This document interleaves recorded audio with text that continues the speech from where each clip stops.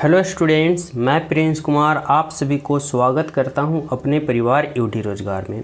अगर आप लोग किसी भी गवर्नमेंट जॉब की तैयारी कर रहे हो, किसी भी कॉम्पिटिटिव एग्जाम की तैयारी कर रहे हो, तो यह क्लास आप सभी के लिए most important and selected class होने वाला है। क्योंकि इस क्लास में जो पैटर्न लिया गया है, जो प्रश्न लिया गया है, वर्तमान समय में आपका एग्जामिनर जो पैटर्न का उपयोग करके आपका प्रश्न पत्र तैयार करता है, वही पैटर्न, वही लेटेस्ट टॉपिक से आप सभी को इस क्लास में सभी प्रश्न देखने को मिलेगा। तो आप सभी के लिए क्लास बहुत ही हेल्पफुल साबित होने वाला है।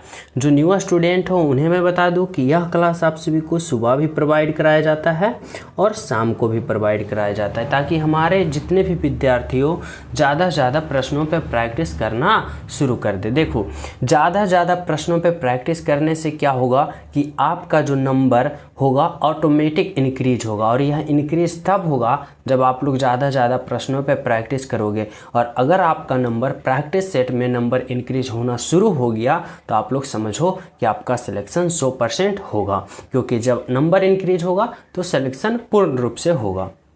और यह कब होगा इंक्रीज? जब आप लोग बार बार प्रश्नों पे प्रैक्टिस करोगे, ज़्यादा ज़्यादा प्रश्नों पे प्रैक्टिस करोगे। समझ रहे हो? तो चलो मैं शुरू करता हूँ।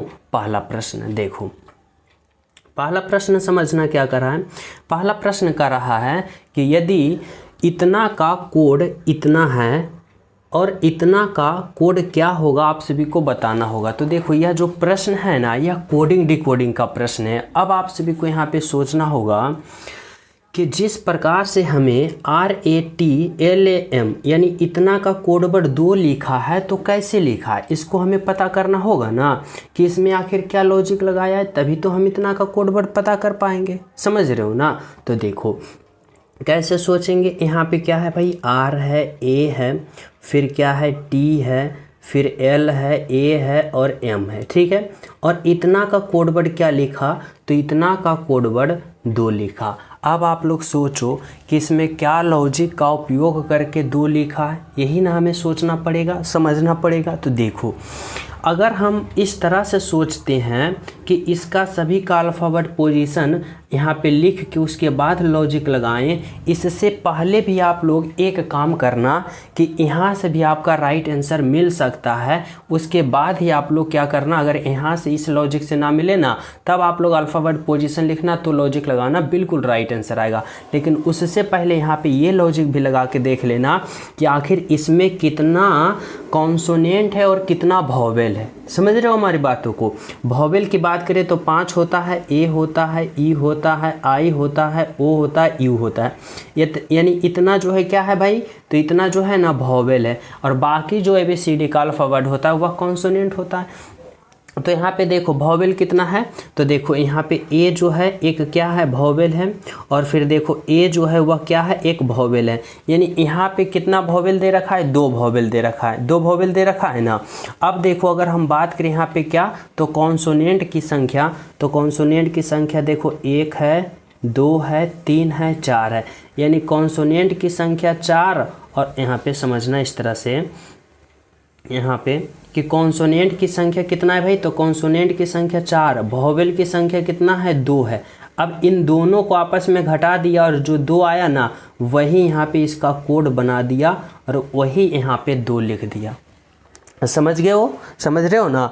अब वही लॉजिक हमें इसमें अप्लाई करना है कि इसमें कितना कॉन्सोनेंट है और कितना वोवेल है, और आपस में दोनों को घटा देंगे, जो हमारा आएगा वही हमारा कोड बन जाएगा। समझ रहे हो ना? तो देखो यहाँ पे क्या है भाई, तो यहाँ पे है P है, A है, फिर क्या है, D है, फिर M है, फिर I है, फिर N है और I है।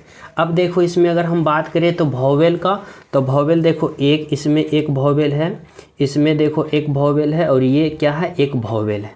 A है, I और I, यानी 3 वोवेल है। यानी और कॉन्सोनेंट की बात करें तो 1 2 3 4। यानी समझना यहाँ पे क्या हुआ ना, कि कॉन्सोनेंट की संख्या कितना है, तो 4 है। अगर हम वोवेल की बात करें तो वोवेल की संख्या कितना है भाई, 3 है। अब दोनों को जब माइनस करेंगे तो कितना आएगा, 1 आएगा। यानी इतना का कोड वर्ड हमारा राइट आंसर जो होगा ऑप्शन नंबर 2 होगा। यानी इतना का कोड वर्ड क्या होगा भाई, तो 1 होगा। यानी इतना का कोड वर्ड 1 होगा, जो कि कौन सा ऑप्शन में है, तो ऑप्शन नंबर 2 में।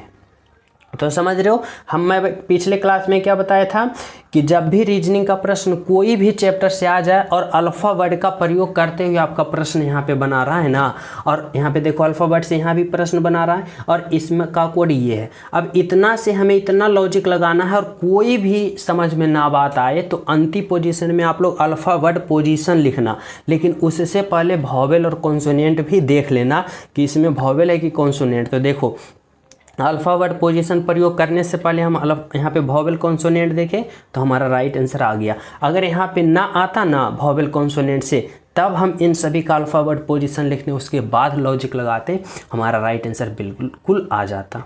लेकिन उससे पहले आ गया, वॉवेल कॉन्सोनेंट से आ गया, तो हमारा बहुत ही सिंपल यहाँ पे प्रश्न राइट आंसर कम समय में आ गया। समझ रहे हो ना। तो चलिए अगले प्रश्न पे। तो देखो 2 नंबर का प्रश्न समझना, इसमें क्या करा है भाई। तो यहाँ पे देखो इसमें आप लोग कैसे लॉजिक लगा सकते हो। देखो करा है ना, यह भी देखो कोडिंग डिकोडिंग का है। करा है इतना का इतना है, इतना को इतना लिखा जाता है, तो इतना को क्या लिखा जाएगा। अब आप लोग यहाँ पे सोचो कि कैसे प्रयोग करोगे। तो देखो यहाँ पे अगर हम बात करते हैं, क्या है सी है, फिर देखो ए है और फिर क्या है भाई, तो यहाँ पे सी है, ए है और फिर क्या है आर है। अब देखो इतना का कोड वर्ड कितना लिखा, तो 22 लिखा। अब यहाँ पे देखो इतना से इतना लिखने के लिए आप लोग क्या लॉजिक लगाओगे। तो पहले यहाँ पे वॉवेल कॉन्सोनेंट देखो, तो इसमें कोई लॉजिक नहीं लग रहा है वॉवेल कॉन्सोनेंट से, यहाँ पे नहीं ना आएगा। अब हमें जब वॉवेल कॉन्सोनेंट से कोई लॉजिक ना लगे तो अब हमें इसका अल्फ़ा वर्ड पोजीशन का प्रयोग करेंगे, जैसे कि इस तरह से समझना। सी का अल्फ़ा वर्ड पोजीशन होता है 3, ए का अल्फ़ा वर्ड पोजीशन 1 होता है और आर का अल्फ़ा वर्ड पोजीशन होता है भाई 18। अब आप लोग सोचो इतना से इतना लिखोगे तो कैसे लिखोगे, किस तरह से लिखोगे, कैसे सोचोगे तो समझना। देखो अगर हम बात करें यहाँ से कि इतना से हमें 22 लाना है, तो अगर मैं इन तीनों को जोड़ता हूँ, यानी इन तीनों को अल्फ़ा वर्ड पोजीशन को जोड़ता हूँ, तो देखो 18 1 19 और 19 और 3 देखो 22, यानी 22 आ रहा है, 22 आ रहा है ना। अब उसी प्रकार देखो इसका अल्फ़ा वर्ड पोजीशन को सभी को जोड़ेंगे तो हमें कितना आना चाहिए, 42 आना चाहिए। तो देखो यहाँ पे कितना होता है भाई, बी का alpha word position 2 plus you का अल्फ़ा वर्ड पोजीशन 21 प्लस का एस का अल्फ़ा वर्ड पोजीशन 19। अब क्या करना है, इन सभी को जोड़ना है। तो देखो यहाँ पे कैसे जोड़ोगे, तो 19 और 2 कितना होगा 21, और 21 और 21 कितना होगा भाई, तो 42। और देखो यहाँ पे 42 है, बोलोगे बिल्कुल है यहाँ पे, है ना। तो इसमें क्या लॉजिक लगाया है कि सभी का अल्फ़ा वर्ड पोजीशन को जोड़ दिया और वही कोड वर्ड तैयार किया। तो इतना का हम अल्फ़ा वर्ड पोजीशन को जोड़ के अब कोड वर्ड तैयार नहीं कर लेंगे ना। तो देखो क्या है, यहाँ पे टी है, आर है, ए है और एम है। अब देखो टी का अल्फ़ा वर्ड पोजीशन 20 होता है प्लस का, आर का 18 होता है प्लस, ए का कितना होता है 1 होता है और फिर प्लस एम का कितना होता है, तो एम का 13 होता है ना। अब देखो यहाँ पे कितना है 18 1 19 और 19 और 20 कितना होगा 39, और 39 यहाँ पे कितना हुआ 39, और 39 और 13 की बात करें तो कितना होगा, तो 39 और 13 यहाँ पे होगा 9 3 12 यानी 52, यानी 52 होगा। कौन सा ऑप्शन होगा भाई 52। कौन सा ऑप्शन बोले तो बी जो होगा हमारा राइट आंसर होगा। क्या होगा हमारा राइट आंसर, बी जो होगा 52 यानी 52 होगा, जो बिल्कुल सही होगा। तो कैसे लॉजिक लगाए समझ रहे हो, यानी सभी का अल्फ़ा वर्ड पोजीशन को जोड़ा और वही कोड वर्ड तैयार कर दिया। ठीक है, तो चले हम सब अगले प्रश्न पे। तो देखो नेक्स्ट प्रश्न समझना, 3 नंबर का प्रश्न क्या करा भाई। देखो 3 नंबर का जो प्रश्न है ना, कराए लुप्त संख्या ज्ञात करें, मिसिंग नंबर बताना है कि इस वाट के जगह जो होगा ना आखिर क्या होगा, और आप लोग कैसे सोचोगे, किस तरह से लॉजिक लगाओगे। तो देखो हम इस तरह से सोचेंगे कि जिस प्रकार यहाँ पे 0 आया, जिस प्रकार से यहाँ पे 1 आया, तो उसी प्रकार से यहाँ पे राइट आंसर भी आना चाहिए ना। कैसे सोचेंगे, तो यही तो हमें सोचना है कि यहाँ पे हम भाट के जगह राइट आंसर लाएं, तो लाएं कैसे। तो देखो सबसे पहले हमें यहाँ सोचना होगा कि आखिर 0 आया तो आया कैसे, 4 से 6 से 7 से 5 से यहाँ पे किस प्रकार कैलकुलेशन किया कि 0 आया। तो समझना अगर हमें यहाँ पे इस तरह से सोचना होगा कि हमें जीरो लाने के लिए इन सभी से कैलकुलेशन करना है, तो कैसे करेंगे? तो देखो, अगर मैं 5 को और 6 को यानी इसके आमने सामने वाले को हम क्या करते हैं तो जोड़ते हैं। जैसे कि देखो, अगर हम 6 को और 5 को जोड़ते हैं तो 6 और 5 11 होता है ना। फिर ऊपर और नीचे वाले को जोड़ते हैं तो 7 और 4 कितना होता है? 11 होता है। और फिर पुनः दोनों को घटा देते हैं तो देखो 0 आता है, और यहाँ पे 0 है ना। बोलोगे जी सर यहाँ पे 0 है। अब वही लॉजिक हमें इसमें भी अप्लाई करना है, यानी इसको 7 को और इसको 6 को जोड़ना है। तो 7 और 6 कितना होगा भाई? 13 होगा। और फिर इस 8 को जोड़ो और 4 को जोड़ो, 8 और 4 12, और दोनों को फिर घटा दो। अब 13 में 12 घटा देंगे तो 1 आएगा। देखो 1 यहाँ पे है। बोलोगे जी सर 1 यहाँ पे है ना। तो यहाँ पे क्या हो रहा है, इसमें भी यह लॉजिक लागू हो गया, इसमें भी यह लॉजिक लागू हो गया। अब हमें क्या करना है, इसमें लागू करके यहाँ पे राइट आंसर वाले को हमें पता करना है ना कि क्या होगा। तो कैसे करेंगे? तो इस तरह से, यानी इसको भी जोड़ेंगे और इसको भी जोड़ेंगे, आमने सामने वाले को जोड़ेंगे तो 11 और 2 कितना होगा भाई? 13 होगा। और फिर इस 0 को और इस 2 को जोड़ेंगे तो 0 और 2 को जोड़ेंगे तो कितना होगा भाई? 0 और 2 हमारे पास कितना होगा? 2 ही, तो यहाँ पे 2 लिखेंगे। अब दोनों को घटा देंगे। अब 13 में जब 2 को घटाएंगे तो क्या होगा? 11, यानी यहाँ पे क्या होना चाहिए? 11। कौन सा ऑप्शन में है? तो देखो ऑप्शन नंबर सी में है, जो कि क्या है आपका राइट आंसर है, बिल्कुल सही आंसर है। बोले तो ऑप्शन नंबर क्या होगा? ऑप्शन नंबर सी होगा। तो कैसे लॉजिक लगाए इन सभी प्रश्नों में, आप लोग समझ रहे हो ना। क्या किया कि आमने सामने को जोड़ दिया दोनों को, और फिर दोनों को घटा दिया, और बीच वाला यानी हमारा राइट आंसर जो निकल के आया 11, बिल्कुल सही और बिल्कुल सत्य। समझ गए हो? तो चले हम सब अगले प्रश्न पे। तो देखो, और जो स्टूडेंट क्लास को लाइक नहीं किए हो भाई, क्लास को लाइक कर देना, और ज़्यादा से ज़्यादा अपने दोस्तों के पास शेयर करना, और जो न्यू हो ना चैनल सब्सक्राइब जरूर कर लेना, ताकि हर क्लास का नोटिफिकेशन मिलता रहे। और वैसे प्रश्न पे प्रैक्टिस करो, मैं बार बार कहता हूँ, जो आपके एग्ज़ाम के पैटर्न पे आधारित हो, तभी आप लोग को एग्ज़ाम में हेल्पफुल साबित होगा। इसलिए आप लोग चैनल सब्सक्राइब कर लो, ताकि यहाँ पे सुबह और शाम दोनों टाइम का क्लास आप सभी के पास पहुँच सके। देखो 4 नंबर का प्रश्न समझना, इसमें भी आप सभी को बताना है लुप्त संख्या ज्ञात करना है, यानी मिसिंग नंबर बताना है। और इसमें कैसे सोचोगे आप लोग? तो देखो, हमें सोचना होगा यहाँ पे कि इस भाट की जगह क्या होगा। तो हमें इस तरह से सोचना होगा, जिस प्रकार 3 से 5 आया, फिर 5 से 8 आया, फिर 8 से 13 आया, फिर 13 से 22 आया, तो इस बार 22 से अगले पद हम नहीं निकाल लेंगे ना। तो देखो कैसे सोचना होगा, तो हमें इस तरह से सोचना होगा कि आखिर हम 3 से 5 ला सकते हैं, तो कैसे ला सकते हैं, यही ना सोच सकते हैं। तो देखो, अगर मैं इस 3 में गुना का 2 करता हूँ, कितना करता हूँ? गुना का 2। तो 3 में जब 2 गुना करता हूँ कितना आएगा? बोलोगे सर गुना का 2 करोगे तो 3 दूना का 6, लेकिन हमें चाहिए 5। तो क्या करेंगे? माइनस का 1 करेंगे ना। अब देखो 3 दूना का 6 और माइनस का 1, देखो 5 आ गया। बोलोगे जी सर 5 आ गया। अब हमें इस 5 से 8 लाना है, तो क्या करेंगे? तो इस 5 से 8 लाने के लिए इसमें भी गुना का 2 करेंगे। तो 5 गुना का 2 करते हैं तो कितना आता है? 10। 5 गुना का 2 10, लेकिन हमें चाहिए 8, तो इसमें -2 करना पड़ेगा। अब देखो 5 दूना का 10, और 10 में से -2, देखो 8 आ गया। बोलोगे जी सर आ गया। अब वही प्रकार से हमें 8 से 13 लाना है, तो कैसे करेंगे? तो देखो इसमें भी हम क्या करेंगे? इसमें भी हम गुना का 2 करेंगे। तो 8 गुना का 2 करेंगे, कितना होगा भाई? 16। 16 नहीं चाहिए हमें, 13 चाहिए। तो क्या करेंगे? इस 16 में इस बार हम 3 को घटा देंगे। तो 8 दूना 16 में से 3 घटाएंगे, 13 आ गया ना। अब हमें 13 से कहाँ जाना है? 22 पे जाना है, यानी 22 लाना है। तो 13 में गुना का 2 करेंगे, तो 13 दूना का 26, लेकिन 26 नहीं चाहिए हमें, 22 चाहिए। तो इसमें हम कितना घटाएंगे? 4 घटा देंगे। तो 13 दूनी 26, 26 में 4 घटाएंगे, देखो 22 आ गया।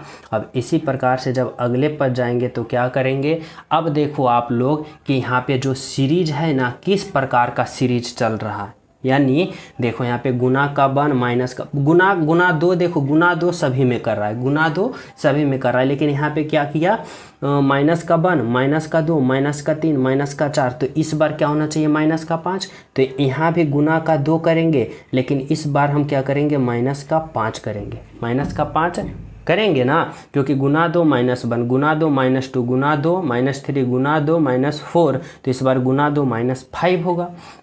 अब देखो 22 गुना का 2 करेंगे तो 22 दुना का 44 44, और 44 में जब हम 5 को घटा देंगे, 44 में 5 को घटाए देंगे कितना आएगा भाई 39, यानी 39। बोले तो ऑप्शन नंबर 2 जो होगा हमारा राइट आंसर होगा, बिल्कुल सही आंसर होगा। समझ रहे हो क्या होगा हमारा राइट आंसर भाई, तो ऑप्शन नंबर 2 होगा, बिल्कुल सही, बिल्कुल सत्य। तो चले हम सब अगले प्रश्न पे। तो देखो 5 नंबर का प्रश्न समझना, इसमें आप सभी से क्या पूछ रहा है, करा है निम्नलिखित को सही क्रम में सजाएं। सही क्रम में सजाना है, यानी बताना होगा कि दूध दही है, घास है, मक्खन है, दूध है और गाय है। अब सही क्रम कहने का मतलब है ना एग्जामिनर का कि सबसे पहले कौन होगा भाई, उसके बाद उसके बाद उसके बाद उसके बाद और फाइनल अंत में कौन होगा, आप सभी को इस क्रम में सजाना है। तो कैसे सोचोगे, तो देखो अगर हम बात करें कि इसमें सबसे पहले कौन होगा, तो यहाँ पे देखो गाय होगा, सबसे पहले क्या होगा, गाय होगा। अब जब गाय होगा तो उसके बाद उसे क्या किया जाएगा भाई, उसे घास खिलाया जाएगा, घास खिलाओगे ना, गाय होगा तो उसके बाद क्या करोगे, उसे घास खिलाओगे, यानी पहले गाय हुआ तो ई आया, और उसके बाद फिर क्या आया भाई, तो उसे घास खिलाए यानी बी आया। बी के बाद क्या होगा भाई, जब घास उसे खिलाए हो तो वह क्या देगी, दूध देगी, दूध देगी ना, क्या होगा, डी होगा। और जब दूध देगी उसके बाद आप लोग क्या करोगे, उसे दही बनाओगे, यानी ए होगा। और जब दही बना लोगे उसके बाद क्या होगा भाई, तो उससे क्या निकालोगे, मक्खन निकालोगे, यानी सी होगा। अब आप लोग बताओ कि ई बी डी ए सी कौन सा ऑप्शन में दिख रहा है, ई बी डी ए सी, बोले तो ऑप्शन नंबर ए जो होगा आपका राइट आंसर होगा, बिल्कुल सही आंसर होगा। कौन सा, तो ऑप्शन नंबर ए बिल्कुल राइट आंसर। समझ गए हो, तो किस तरह से, तो इस तरह से। तो चले हम सब अगले प्रश्न पे। तो देखो 6 नंबर का प्रश्न समझना भाई, 6 नंबर का प्रश्न क्या कर रहा है, 6 नंबर का प्रश्न जो है ना, यह डाइस वाले प्रश्न है, पासा वाला। इसमें आप लोग कैसे लॉजिक लगाओगे समझना। कर रहा है बी अक्षर के साइड पेज पर क्या छपा है, यानी एग्जामिनर का कहने का मतलब है ना कि बी के विपरीत साइड पे क्या होगा, यानी बी अक्षर के साइड पेज पे क्या होगा, यानी विपरीत बताना है। तो किस प्रकार से आप लोग विपरीत निकालते हो, तो पहले देखो इसमें कितने पासा है, तो एक पासा और एक पासा, यानी 2 पासा है, और 2 पासा में कुछ स्थितियां दे रखा है, जैसे एक ये, यानी कुछ स्थितियां दे रखा है। अब इन स्थितियों में भाई साहब आप सभी को बताना होगा कि बी अक्षर का साइड पेज यानी बी का अपोजिट क्या होगा, आप लोग को सोचना होगा, समझना होगा। कैसे, तो देखो सबसे पहले अगर किसी का भी साइड यानी विपरीत पूछे ना, तो आप लोग देखना इन दोनों पासों में सबसे कॉमन क्या क्या मिल रहा है, यानी कौन कौन स्थितियां जो है वह कॉमन दिख रहा है आप सभी को। तो यहाँ पे अगर हम बात करें ना, तो इसमें कॉमन की अगर हम बात करें तो देखो ये डी है इसमें भी, और डी देखो है इसमें भी, यानी एक एक स्थितियाँ कॉमन दिख रहा है। और कहीं कॉमन दिख रहा है, बोलोगे सर नहीं। यानी जब भी 2 पासे में एक एक स्थितियाँ कॉमन दिखे ना, एक एक स्थितियाँ कॉमन दिखे, तो आप लोग घड़ी की दिशा में क्लॉकवाइज चलोगे। कैसे, इस तरह से ऐसे क्लॉकवाइज चलोगे और यहाँ पे आ जाओगे घड़ी की दिशा में। उसी प्रकार इसमें कैसे चलोगे, तो घड़ी की दिशा में इस तरह से चलोगे क्लॉकवाइज और यहाँ पे आ जाओगे। अब क्या करना है, तो अब यहाँ पे इस तरह से करना है कि कहाँ से चले हो, तो डी से, तो यहाँ पे आप लोग लिखो डी के बाद कहाँ पहुँचे हो भाई, तो ए पे, तो यहाँ पे लिखो ए के बाद कहाँ पे पहुँचे हो, बी पे, तो यहाँ पे लिखो बी। उसी प्रकार इसमें देखो कहाँ से चले हो, डी से, डी के बाद कहाँ आए हो, ई पे, तो यहाँ पे लिखो ई के बाद कहाँ आए हो, एफ पे, तो यहाँ पे लिखो एफ। अब क्या होगा, अब ये होगा कि बी का उल्टा एफ और एफ का उल्टा बी, ए का उल्टा ई और ई का उल्टा ए। अब आप लोग बोलोगे कि सर बी का उल्टा एफ, एफ का उल्टा बी बता दिए हो, ए का उल्टा ई, ई के उल्टा ए बता दिए हो, लेकिन डी देखो दोनों समान है, तो डी का विपरीत क्या होगा भाई? अगर हमें एग्जामिनर में डी पूछ दे यानी डी का विपरीत पूछ दे तो क्या होगा? तो देखो समझना, एक पासे में कितना स्थितियां होती है? तो बोलोगे सर एक पासे की अगर हम बात करें ना तो एक पासे में 6 स्थितियां होता है। 6 स्थिति से ज़्यादा वाले को आप लोग किसी भी पासे में देखे हो? नहीं ना देखे हो। यानी एक पासे में ओनली वन कितना स्थितियां होता है भाई? तो 6 स्थितियां होता है। अब देखो इसमें से 1 2 3 4 स्थिति लिख दी हो और बचा 5 यानी डी। और डी में देखो डी के बाद यहाँ पे क्या नहीं दिख रहा है? जैसे कि देखो एफ है, एफ लिख दिए हो, बी लिख दिए हो, ई लिख दिए हो, ए लिख दिए हो, डी के बाद यहाँ पे क्या नहीं दिख रहा है? तो देखो अगर हम बात करें कि ऑप्शन में देखो सी भी दे रखा है, यानी क्या होगा? तो डी का विपरीत क्या होगा? सी होगा। डी का विपरीत सी होगा। लेकिन आपसे एग्जामिनर देखो डी और सी का विपरीत नहीं पूछा है, पूछा है क्या? बी का विपरीत। अब देखो बी का विपरीत क्या है? एफ है, तो यानी बी का विपरीत क्या होगा? एफ होगा, जो कि ऑप्शन नंबर क्या है? तो ऑप्शन नंबर यहाँ पे 2 में दे रखा है, यानी कि बी का विपरीत क्या दे रखा है भाई? तो बी का विपरीत एफ दे रखा है, जो कि आपका राइट आंसर है और बिल्कुल सही आंसर। तो इस तरह से आप लोग को सोचना। अगर डी का विपरीत पूछ दे तो आप सभी को यहाँ पे देखना होगा कि इसमें से कौन सा यहाँ पे जो अल्फावर्ड है, कौन सा स्थितियाँ हैं जो यहाँ पे छूटा हुआ है। तो देखो जी सी जो है इसमें कहीं भी लागू नहीं की हो, इसमें भी लागू नहीं की हो, यानी डी का विपरीत सी होगा। समझ रहे हो? लेकिन आपका एग्जामिनर बी का विपरीत पूछा है तो बी का विपरीत एफ होगा, बोले तो ऑप्शन नंबर 2 होगा। समझ रहे हो? यहाँ तक सभी समझ गए हो ना? तो चले हम सब अगले प्रश्न पे। तो देखो अगला प्रश्न आप लोग समझना। देखो 7 नंबर का प्रश्न समझना भाई। इसमें क्या करा है? यहाँ पे आप सभी से पूछ रहा है ना, कह रहा है कि लहसुन, अदरक और मिर्च, यानी लहसुन, अदरक, मिर्च में आप सभी को कौन सा ऑप्शन आप लोग चयन करोगे? कौन सा ऑप्शन आप लोग चयन करोगे ताकि इन तीनों का एक साथ सही संबंध बता पाओगे? तो कौन सा ऑप्शन चयन करोगे और कैसे सोचोगे भाई? तो देखो समझना, अगर हम बात करें लहसुन के लिए, अगर हम बात करें कि लहसुन के लिए क्या करता हूँ, तो एक गोला में बनाता हूँ। किसके लिए भाई? तो लहसुन के लिए। लहसुन के लिए क्या बनाता हूँ मैं? एक गोला। उसके बाद देखो अदरक, अदरक की बात करें तो अदरक के लिए भी मैं एक गोला बनाता हूँ। अगर हम बात करें मिर्च, तो मिर्च के लिए भी हम एक गोला बनाते हैं। अब आप लोग सोचो समझो कि अदरक और लहसुन और मिर्च में आपस में कोई संबंध है? नहीं ना, क्योंकि अदरक अलग है, लहसुन अलग है और मिर्च अलग है, यानी तीनों जो होगा अलग अलग होगा। अब बताओ कि कौन सा ऐसा फिगर दिख रहा है, कौन सा ऑप्शन में ऐसा दिख रहा है? बोलोगे सर ऑप्शन नंबर 4 में दिख रहा है ऐसा, यानी आपका जो राइट आंसर होगा ना ऑप्शन नंबर 4 होगा, बिल्कुल सही होगा और बिल्कुल सत्य होगा। समझ रहे हो?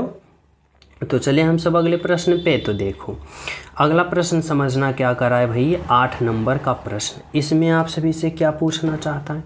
यहाँ पे आप सभी से एग्जामिनर पूछना चाह रहा है ना कि शब्दों का सही संबंध बताएं। शब्दों का क्या बताना है भाई? सही संबंध। किस तरह से? तो इस तरह से सोचना होगा कि मंदता का संबंध तीव्रता से जिस प्रकार है, यानी मंदता का संबंध तीव्रता से जिस प्रकार है, तो नाम मात्र का संबंध यहाँ पे उसी प्रकार किससे होगा और कैसे होगा?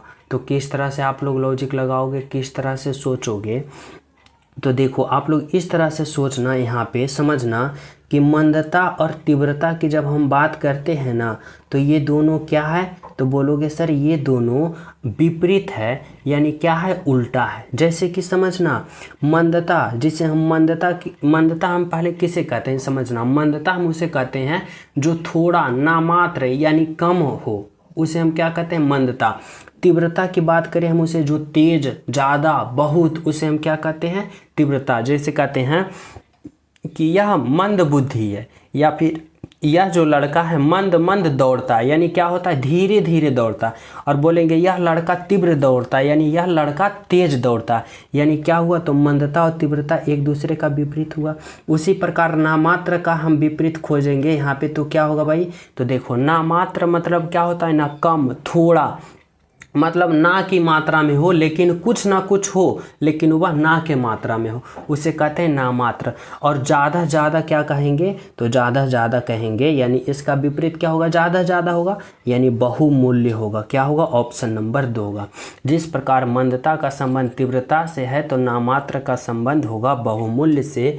ऑप्शन नंबर जो होगा 2 होगा हमारा राइट आंसर और बिल्कुल सही आंसर। समझ रहे हो ना। तो चलिए अगले प्रश्न पे। तो देख 9 नंबर का प्रश्न समझना क्या कर रहा है भाई। 9 नंबर का जो प्रश्न है ना, इसमें आप सभी को कह रहा है शब्दों का सही संबंध बताएं। यानी यहाँ पे भी आप सभी को ना संबंध ही बताना है, लेकिन इस बार आप सभी को अल्फ़ा वर्ड का सही संबंध बताना है। और जब भी अल्फ़ा वर्ड का सही संबंध पूछे इस तरह से, यानी कोई अल्फ़ा वर्ड दे दिया जाए, जैसे कि हमें समझना होगा यहाँ पे आप सभी को कि इतना से इतना लिखा ना जिस प्रकार, उसी प्रकार यहाँ से यहाँ पे क्या होगा। तो इसके लिए हमें क्या करना पड़ेगा, इसके लिए हमें यह करना पड़ेगा, तो सबसे पहले सोचना पड़ेगा कि आखिर इतना से इतना लिखा, तो लिखा कैसे, यानी कौन सा लॉजिक लगा के लिखा। तो समझना, इसको हमें पता करने के लिए क्या करेंगे, हम यहाँ पे अल्फ़ा वर्ड पोजीशन का प्रयोग करेंगे। जैसे देखो, ए का अल्फ़ा वर्ड पोजीशन 1 होता है, सी का अल्फ़ा वर्ड पोजीशन 3 होता है और ई का अल्फ़ा वर्ड पोजीशन 5 होता है। फिर देखो एफ का 6 होता है, एच का 8 होता है और जे का कितना होता है भाई 10 होता है।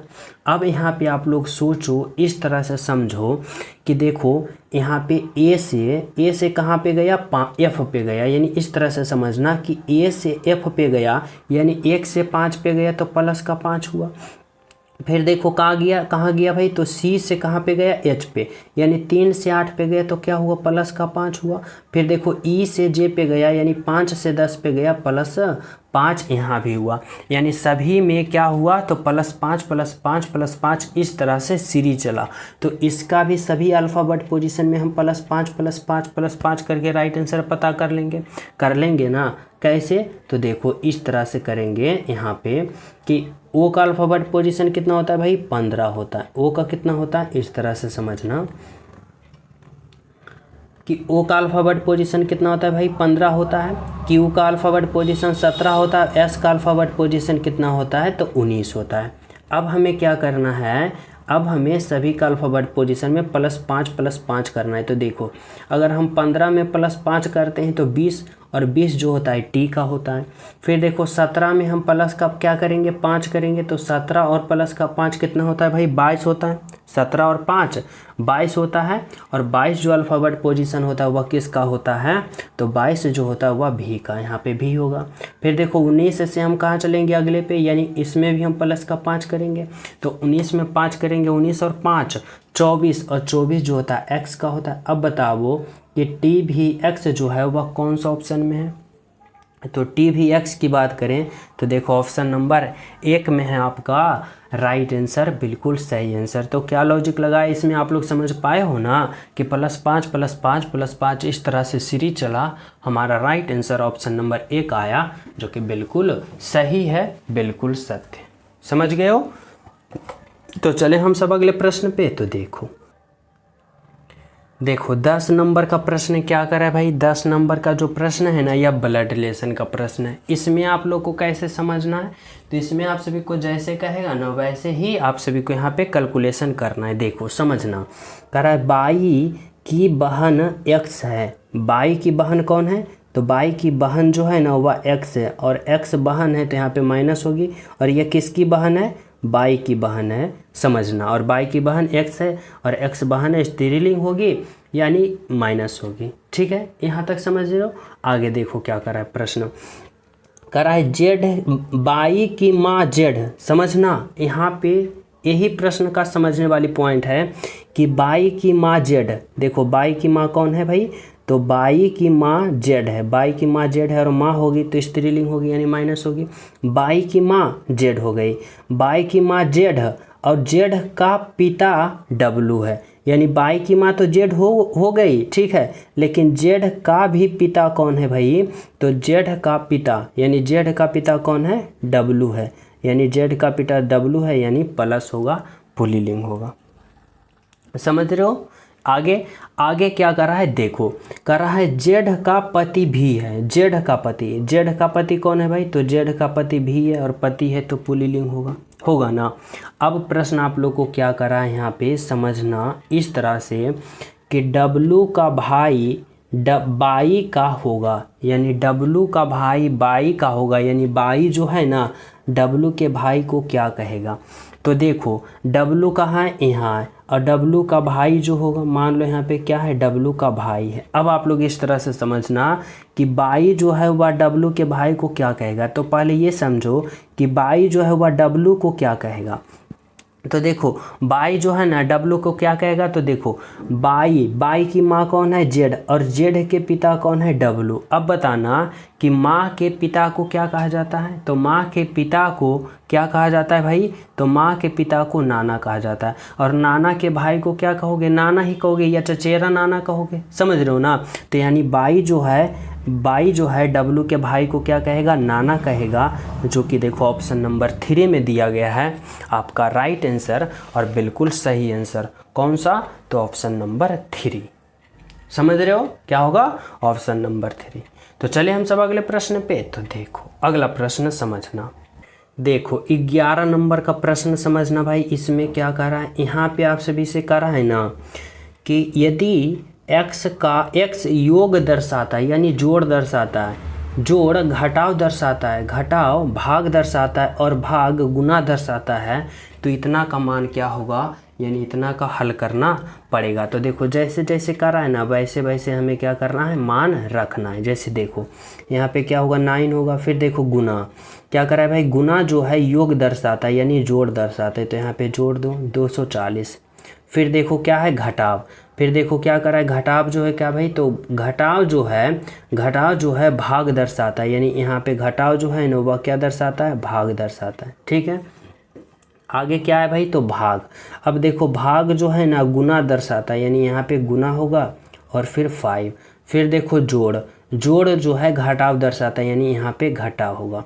अब आप लोग क्या करो, तो इसका हल करो और कैलकुलेशन करो। कैसे, तो बोर्ड मास का प्रयोग करते हुए, यानी पहले भाग फिर गुना फिर जोड़ और अंत में घटाव करोगे। तो देखो पहले में भाग करना होगा, तो 9 होगा प्लस 240 है और 240 और भागा कितना है 15, तो बटा में हम क्या करेंगे भाई 15 लिखेंगे, और गुना का क्या होगा 5 होगा और माइनस का 37 होगा।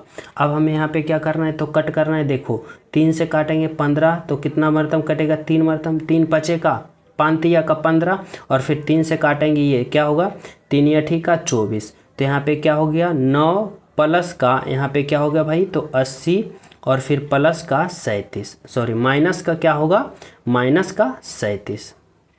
अब हमें क्या करना है कि 80 और 9 को आपस में जोड़ना है। तो 80 और 9 को जोड़ेंगे कितना होगा 89, और 89 में हमें क्या करेंगे 37 को पुनः घटा देंगे, तो कितना होगा भाई, तो यहाँ पे 7 2 9 और फिर यहाँ पे क्या होगा, तो 5 और 3 8, यानी 52 52 बोले तो ऑप्शन नंबर 2 होगा आपका राइट आंसर और बिल्कुल सही आंसर।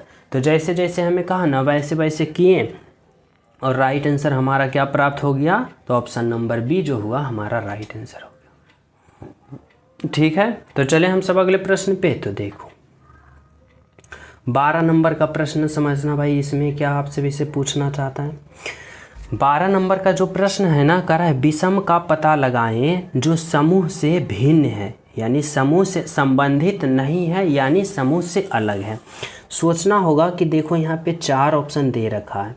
अब इन चारों ऑप्शन में आप सभी को वे ऑप्शन चयन करना है जो सबसे अलग है, यानी कहने का मतलब है ना कि 3 ऑप्शन एक समान है लेकिन एक ऑप्शन क्या है, सबसे अलग है, सबसे हट के है, और वही ऑप्शन का आप सभी को चयन करना है। तो कैसे सोचोगे, तो देखो इस तरह से समझना। यहाँ पे क्या दे रखा है भाई, तो यहाँ पे दे रखा है पत्ता, तना, जड़ और बाग, ये दे रखा है। तो देखो अगर हम बात करें पत्ता का, अगर हम बात करें तना का, अगर हम बात करें जड़ का, तो ये तीनों जो है ना वृक्ष है, यानी पेड़ का एक हिस्सा है। जैसे देखो पत्ता जो है पेड़ का एक हिस्सा है, तना जो है यह भी पेड़ का हिस्सा है, जड़ जो है यह भी पेड़ का हिस्सा है। लेकिन जब हम बाग की बात करें ना, तो बाग हम किसे कहते हैं? बाग हम उसे कहते हैं जहाँ बहुत सारे छोटे छोटे पौधा, बड़े बड़े पौधा, छोटे छोटे जीव जंतु, बड़े बड़े जीव जंतु होते हैं। जैसे बाग, बगीचा, जंगल, घना, उसी को कहा जाता है, क्या कहा जाता है? बाग। जहाँ क्या होता है? बहुत सारे पौधा होता है, पेड़ पौधा होता है, जीव जंतु होता है। यानी क्या होगा? सबसे अलग जो होगा ऑप्शन नंबर 4 होगा आपका राइट आंसर, बिल्कुल सही आंसर। समझ रहे हो क्या होगा भाई? तो ऑप्शन नंबर 4 होगा। तो चले हम सब अगले प्रश्न पे। तो देखो 13 नंबर का प्रश्न समझना, इसमें आप सभी से क्या पूछना चाहता है? कह रहा है विषम का पता लगाएं जो समूह से संबंधित नहीं है। यानी यहाँ भी आप सभी को वही लॉजिक लगाना है, लेकिन इस बार संख्याओं में लॉजिक लगाना है, शब्दों में नहीं। इस बार आप सभी को बताना है कि यहाँ पे 4 संख्या दे रखा है, इन चारों संख्या में सबसे अलग जो ऑप्शन है वह कौन सा है और किस प्रकार है। तो कैसे सोचोगे? तो देखो इस तरह से समझना। देखो यहाँ पे क्या है भाई? 232 है, 431 है, 612 है और 813 है। अब बताओ इसमें सबसे अलग ऑप्शन कौन सा है? तो अलग की हम बात करें ना, तो देखो हम कैसे सोच सकते हैं। तो इस तरह से यहाँ पे लॉजिक लगाओ कि अगर मैं यहाँ पे इन तीनों संख्याओं को आपस में मैं जोड़ता हूँ तो कितना प्राप्त होता है? तो देखो 3 और 2 5 और 2 7। लेकिन हमें यहाँ पे जोड़ना नहीं है, हमें यहाँ पे क्या करना है? गुना करना है। तो देखो 3 दूना का 6 और 6 दूना का 12। यानी जब हम तीनों संख्या को आपस में गुना किए ना, हमें कितना प्राप्त हो गया भाई? 12। अब उसी प्रकार से देखो इसमें भी क्या करेंगे? इसमें भी अगर हम तीनों संख्या को गुना करते हैं तो देखो 4 तिया का 12 और 12 गुने का 1 12 ही होगा।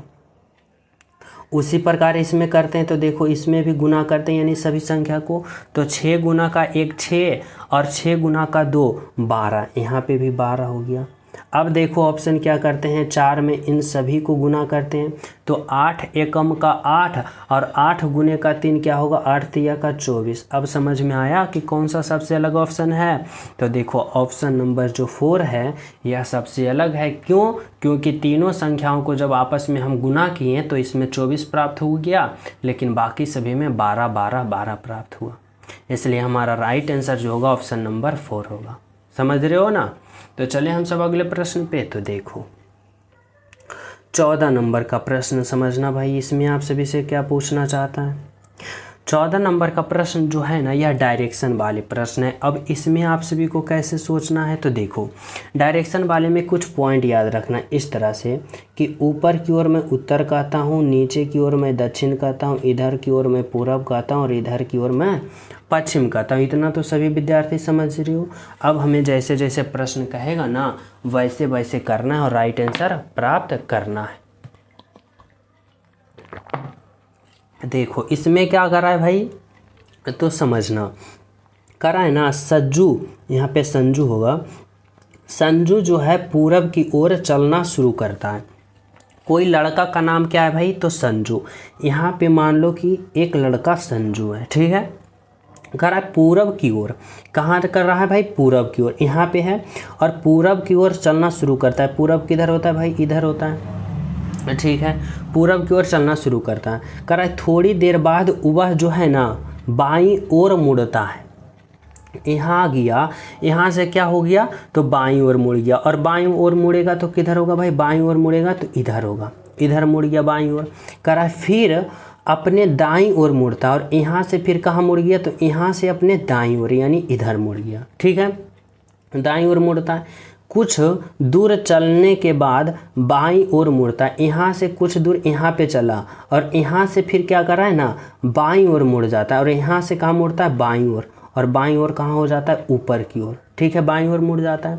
अब प्रश्न जो है ना, देखो प्रश्न क्या कर रहा है? कर रहा है अब वह किस दिशा में चल रहा है? तो देखो अब वह ऊपर की ओर चल रहा है और ऊपर की ओर को मैं क्या कहता हूँ? उत्तर कहता हूँ। यानी अब वह उत्तर दिशा की ओर चल रहा है, जो कि क्या है? आपका राइट आंसर है और बिल्कुल सही है। ऑप्शन नंबर 4 है बिल्कुल राइट आंसर। समझ रहे हो क्या है? Option number 4। तो चले हम सब अगले प्रश्न पे। तो देखो अगला प्रश्न आप लोग को क्या कर रहा है भाई? 15 नंबर का प्रश्न समझना। इसमें आप सभी से क्या पूछना चाहता है? तो देखो कह रहा है ना, किसी समय पर घड़ी की दर्पण छवि इतना बजे का समय दर्शाता है। देखो बताना होगा कि किस समय पर घड़ी की जो समय होगा दर्पण छवि में 3 बजे का समय दर्शाती है, ये बताना होगा। तो जब भी कोई घड़ी का समय दे दिया जाए और पूछे ना कि ये घड़ी का समय है, और जब दर्पण में देखेंगे तो यह कितना बजता हुआ दिखाई देगा, या फिर ऐसे पूछ देगा कि दर्पण में कोई घड़ी का समय इतना दिखाई दे रहा है, तो वह वास्तव में घड़ी में कितना बजा हुआ होगा। समझ रहे हो। जब भी इस तरह से प्रश्न आ जाए ना, तो आप लोग बस एक ही लॉजिक लगाना कि 12 बजे क्या करना, 12 बजे में जो समय दे रखेगा ना उसको घटा देना। तो यहाँ पे क्या दे रखा है भाई, तो यहाँ पे 3 बजे दे रखा है, यानी 12 बजे में क्या करना है, 3 बजे को घटा देना है। तो यहाँ पे क्या होगा 0 0, फिर यहाँ पे क्या होगा 9, यानी कितना बजा हुआ दिखाई देगा भाई, तो 9 बजे दिखाई देगा, प्रातः 9 बजे, यानी क्या होगा ऑप्शन नंबर 1। यानी कि घड़ी में कितना बजा हुआ होगा, तो 9 बजा हुआ होगा, और दर्पण छवि कितना दिखाई रहा है, तो 3 बजे दिखाई दे रहा है। यानी राइट आंसर क्या होगा भाई, तो 9 बजे, ऑप्शन नंबर 1 होगा आपका राइट आंसर। समझ गए हो। तो चलिए नेक्स्ट प्रश्न पे। तो देखो 16 नंबर का प्रश्न समझना भाई, इसमें आप सभी से क्या करा है, तो 16 नंबर का जो प्रश्न है ना, देखो यह प्रश्न जो है श्रृंखला वाला प्रश्न है। यहाँ पे आप सभी को बताना होगा, कह रहा है श्रृंखला को पूरा करें, सीरीज को पूरा करें। यानी यह जो है प्रश्न सीरीज का, तो पहले जब भी सीरीज का प्रश्न आप सभी के एग्जाम में आ जाए ना, तो पहले आप लोग देखना कि आखिर यह सीरीज किस प्रकार का है। तो देखो यह सीरीज का है, नंबर सीरीज है, और नंबर सीरीज में भी है, तो किस प्रकार का सीरीज चल रहा है, तो देखो धीरे धीरे यह सीरीज घट रहा है। अब आप लोग को सोचना होगा कि आखिर अब हम इसमें कैसे लॉजिक लगा सकते हैं। तो देखो इसमें अगर हम बात करें ना, तो इसमें थोड़ा सा स्मार्ट अप्रोच लगाना पड़ेगा, थोड़ा सा स्मार्ट तरीका से सोचना पड़ेगा। कैसे, तो इस तरह से देखो यहाँ पे क्या है 66 है, यानी 66 है, और 66 से 36 लाया, फिर 36 से 18 लाया, और 18 से अगले पद लाएंगे। तो इसके लिए हमें इस तरह से सोचेंगे ना कि देखो 66 के जो 2 संख्या दे रखा है ना 6, इन दोनों को आपस में गुना कर देते हैं, यानी कि 6 गुने का 6 करते हैं, तो देखो 36 प्राप्त हो रहा है। 36 प्राप्त हो रहा है। इस तरह से समझना कि ये 6 और ये 6, यानी 66 के दोनों संख्या को हम गुना करते हैं, तो 6 गुने का 6 देखो 36 प्राप्त हो रहा है ना। अब उसी प्रकार से जब इनको 3 और 6 को, यानी 36 को 3 और गुने का 6 करते हैं, यानी दोनों संख्या को आपस में गुना करते हैं, तो 3 गुने का 6 देखो 18, यहाँ पे 18 प्राप्त हो रहा है ना। यानी हम क्या किए, तो यह किए ना कि 66 के दोनों संख्याओं को गुना कर दिए, और गुना किए तो 6 गुना 6 36, देखो यह 36 आ गया। और जब 36 से अगले पद निकालने की कोशिश किए, तो इसमें भी दोनों संख्या को गुना कर दिए, यानी 6 गुने का 3 18, देखो 18 आ गया। और जब 18 से अगले पद निकालेंगे तो क्या करेंगे, इन दोनों संख्याओं को भी गुना करेंगे, यानी 1 गुने 8 करेंगे तो 8 प्राप्त होगा। यानी बोले तो ऑप्शन नंबर 3 जो होगा हमारा राइट आंसर होगा, और बिल्कुल सही आंसर होगा। समझ रहे हो ना। तो चले हम सब अगले प्रश्न पे। तो देखो अगला प्रश्न आप लोग समझना, 17 नंबर का प्रश्न। 17 नंबर का प्रश्न यह भी सीरीज वाले हैं, लेकिन इसमें कैसे लॉजिक लगाना है ये सोचना है। देखो तो इसमें सीरीज में वही देखना है कि सबसे पहले देखो यह सीरीज क्या हो रहा है, तो धीरे धीरे इंक्रीज हो रहा है, बढ़ रहा है। अब हमें इसमें सोचना होगा कि आखिर इसमें जो है हम किस प्रकार से लॉजिक लगा सकते हैं, और किस तरह से हम राइट आंसर प्राप्त कर सकते हैं। तो देखो इस तरह से सोचना आप लोग यहाँ पे, और समझना कि 4 से हमें 5 लाना है, 5 से 9, 9 से 18, 34, उसके बाद राइट आंसर प्राप्त होगा। तो इसके लिए हम क्या करेंगे, तो देखो अगर हम 4 से 5 लाने के लिए हम कोशिश करते हैं, तो क्या करेंगे, तो इस 4 से अगर हम 5 लाने की कोशिश करते हैं, तो इस 4 में हम क्या करते हैं, 4 में हम 1 का स्क्वायर जोड़ देते हैं। 4 में क्या करते हैं, 1 का स्क्वायर जोड़ते हैं। तो देखो जब 4 में हम 1 का स्क्वायर जोड़ेंगे क्या होगा, 1 का स्क्वायर 1, और 1 और 4 5, देखो 5 आ गया। फिर इस 5 से हमें 9 लाना है, तो क्या करते हैं, इसमें हम 2 का स्क्वायर जोड़ देते हैं। तो देखो 5 में 2 का स्क्वायर जोड़ेंगे तो 2 का स्क्वायर 4, और 5 में जब 4 जोड़ेंगे तो देखो 9 प्राप्त हो रहा है ना। उसके बाद देखो 9 से 18 लाने के लिए हम क्या करेंगे, इस बार हम प्लस का 3 का स्क्वायर करेंगे। अब 3 का स्क्वायर करेंगे तो 3 का स्क्वायर 9, और 9 और 9 18 आ रहा है भाई, तो बोलोगे जी सर। फिर 18 से हमें 34 लाना है, तो इस बार हमें क्या करना है, 4 का स्क्वायर करना है। 4 का स्क्वायर 16, जब 18 में 16 जोड़ेंगे तो कितना होगा, 18 16 34 आ रहा है। अब उसी प्रकार जब अगले पद निकालेंगे तो इस बार क्या करेंगे, तो देखो +1 का स्क्वायर, +2 का स्क्वायर, +3 का स्क्वायर, +4 का स्क्वायर, तो इस बार +5 का स्क्वायर होना चाहिए। अब बताओ कि 5 का स्क्वायर कितना होता है, 25 होता है, और जब 25 और 34 जोड़ेंगे तो कितना होगा, 5 और 4 9, और 3 और 2 5, यानी 59 होगा। और 59 जो है वह कौन सा ऑप्शन में है, तो ऑप्शन नंबर 4 में है आपका राइट आंसर, और बिल्कुल सही आंसर। समझ रहे हो, क्या होगा ऑप्शन नंबर 4।